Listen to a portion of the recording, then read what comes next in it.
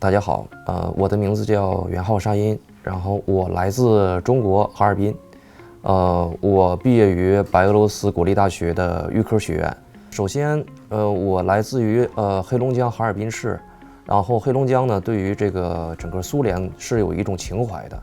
然后我的父母呢，他们对这个俄罗斯人和苏联的专家也是非常的热情，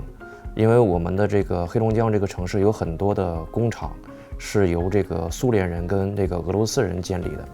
然后从小的时候，我对苏联和这个俄罗斯人也是比较有一种向往的，也想去来这边来学习。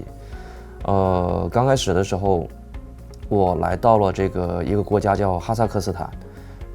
有很多朋友呢，他们说俄语不说哈萨克语，然后我想的是，我也想学习这种语言，因为我想用这种语言去做生意。刚开始时候想选择的学校呢，在莫斯科，然后或者是那个弗拉迪沃斯托克，也就是我们中文说的海参崴，但是发现那边的学费比较高，然后呢，俄罗斯人可能对中国的或者是其他外国人不是特别的友好，然后也想去乌克兰。然后乌克兰那边呢有战争，然后呢没有去选择那边，然后最后发现还有一个国家是白俄罗斯，所以说就来到白俄罗斯开始学习了。首先呢，就是我来到白俄罗斯的时候9月25号，然后开始学习的时候就是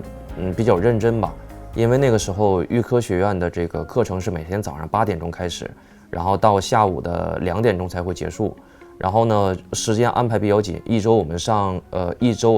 那个6天的课，对我来说最怀念的就是大家在自习室里面，然后一起去认真的去读课文、学习语法，然后背诵课文。然后呢，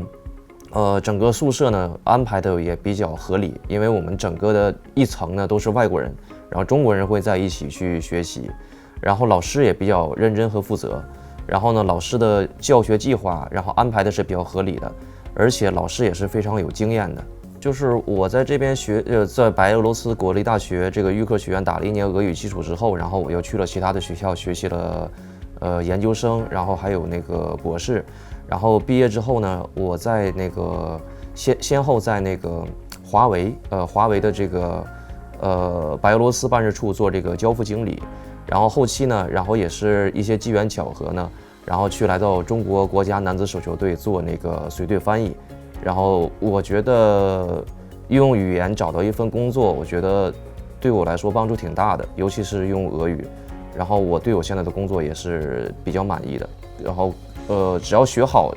这门课程，学好这门语言的话，然后我觉得还是很轻松的找到一份工作。我说的是学好，不是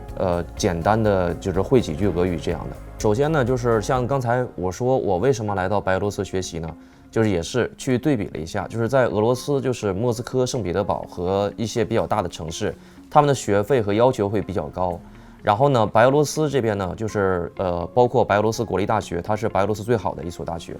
然后它的要求呢，没有像说是其他的那些城市就是那么高，而且呢，一般的这个家庭的就是经济能力都是可以承受的，能承受得起的。而且白俄罗斯国立大学呢，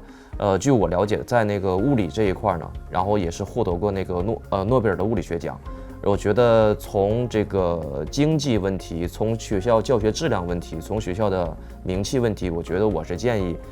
其他国家的同学来到这个白俄罗斯国立大学来学习的。